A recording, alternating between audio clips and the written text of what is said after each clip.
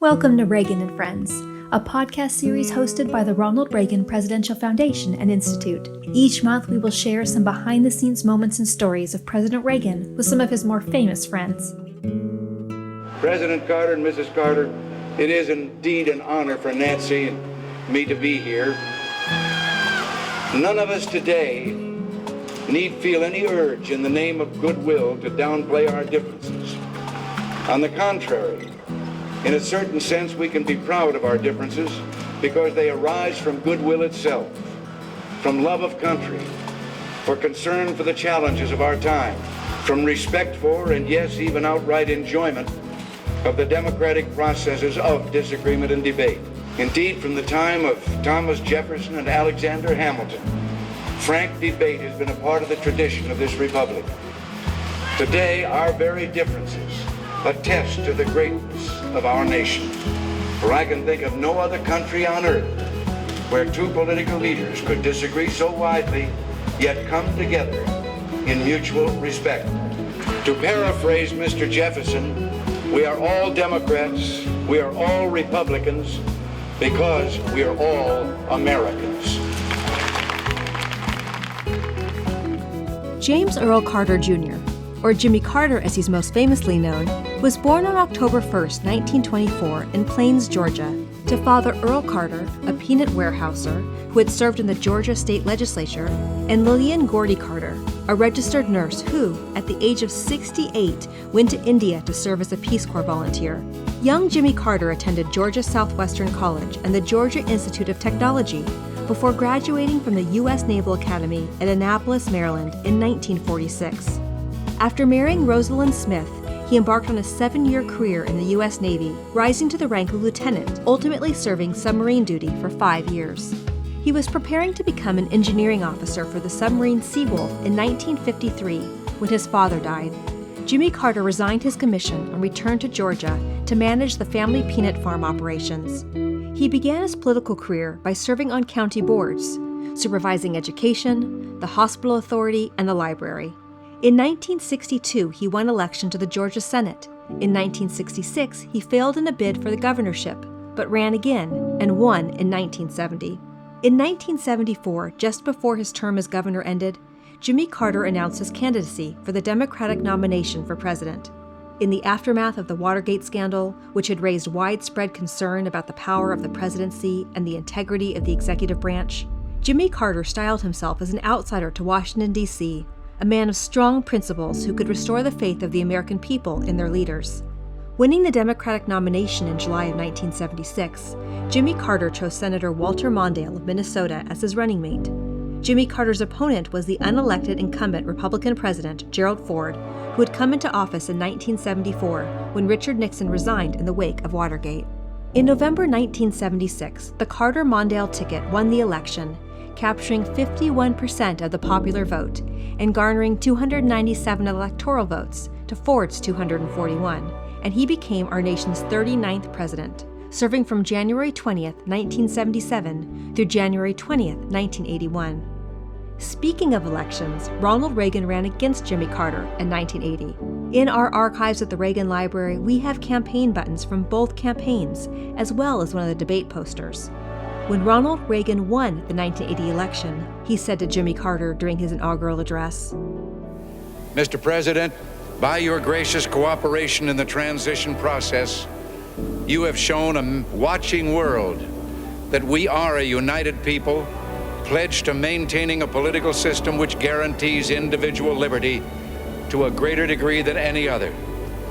And I thank you and your people for all your help in maintaining the continuity which is the bulwark of our republic.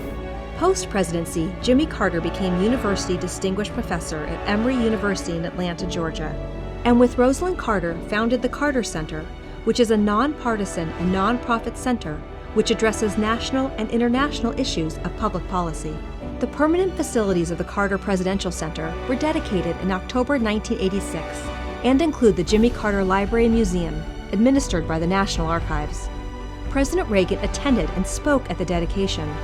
Following that day, President Reagan wrote in his personal diary, "It was quite a day. Jimmy said I was very generous. we had a tour of the library and got a lot of ideas from it for our own.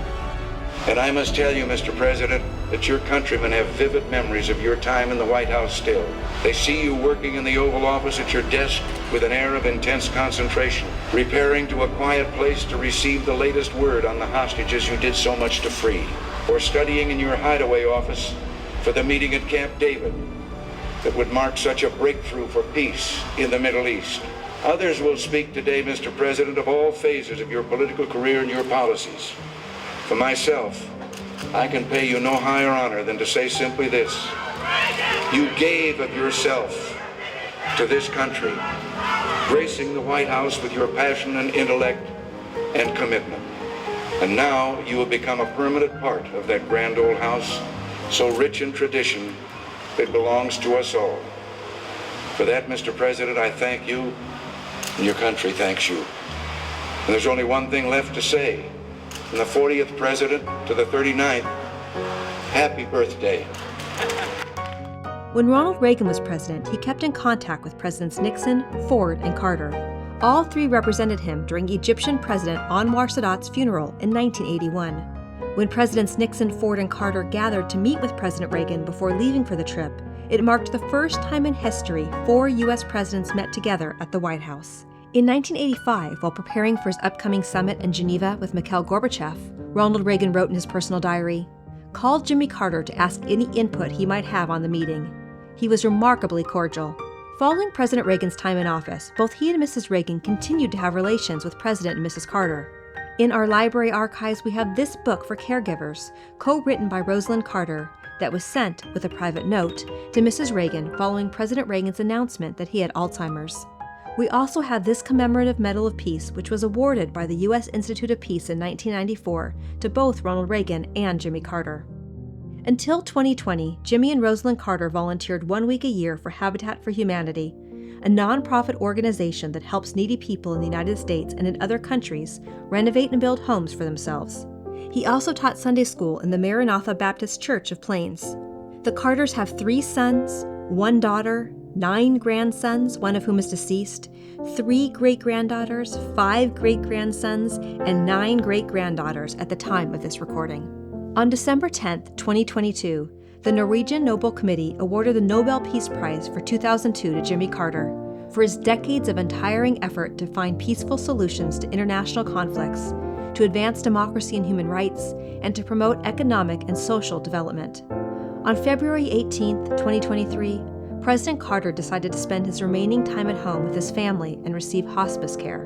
President Carter passed away on December 29, 2024, at the age of 100. Whether it was through his 37-year partnership with Habitat for Humanity, his work in establishing and strengthening democracies in 39 countries, or solidifying international standards for human rights in communities worldwide, Jimmy Carter was the true embodiment of public service. Our deepest sympathies and prayers go out to the Carter family. But going through the Jimmy Carter Library just now and admiring the many photographs and films, it struck me that perhaps the central gift that this center will give to the nation is a story of one man's life, a story that is distinctively American. Thank you for watching. Don't forget that when you subscribe to our YouTube channel, you'll be notified every time new videos and podcasts are added to our site, including our Reagan and Friends, Words to Live By, and Reagan Forum podcasts. And don't forget to follow @RonaldReagan on Facebook and Twitter, as well as @Reagan Foundation on Instagram and YouTube.